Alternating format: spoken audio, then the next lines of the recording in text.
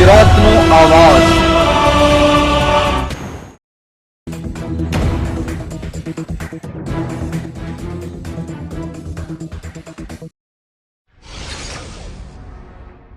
ભરૂચ જિલ્લાના આમોદ નગરપાલિકાના હોદ્દેદારોનો પાણી મુદ્દે રહીશો દ્વારા ઘેરાવો કરી ધારદાર રજૂઆત કરાઈ। પાણી બાબતે પ્રમુખે ખાતરી આપતા મામલો થાળે પડ્યો।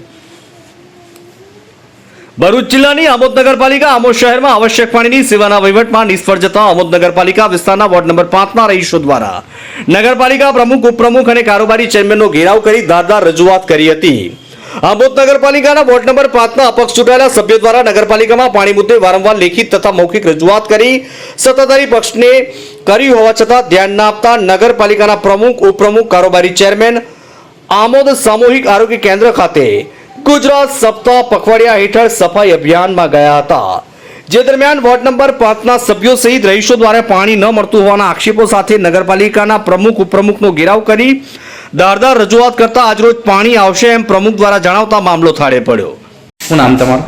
ઇરફાન પ્રવીણ શિરાણા। શું થયું હતું આજે? આજે અમારે છેલ્લા 5 દિવસથી વોર્ડ નંબર 5માં ગરાસિયાવાડ, દરબારી ટેકરો, લાલબાપુની દરગાહ પાસે અમારા ઇલાકામાં પાણી જ આજે 5 દિવસથી આવતું નથી। વારંવાર મૌખિક તથા લેખિત રજૂઆતો કરેલી છે અમે ને કોઈ જ નિરાકરણ આવ્યું નથી। તેના કારણસર પબ્લિકે આજે બધાનો ઘેરાવો કરીને એમને રજૂઆત કરી છે કે ભાઈ છેલ્લા 5 દિવસથી નળ પર ટીપું પાણી આવ્યું નથી। હવે એ લોકોએ મોટરનો કંઈ પ્રોબ્લેમ છે, તે મોટરનો પ્રોબ્લેમ આજે 5 દિવસથી સોલ્વ નથી થયો। હવે આજે અમને બાંયધરી આપેલી છે કે ભાઈ આજે અમે પાણી ચાલુ કરીશું। હવે આજે જોઈએ છે, અગર જો આજે પાણી નહીં ચાલુ થાય તો કાલે અમે નગરપાલિકામાં ફરીથી આવીશું પાછા।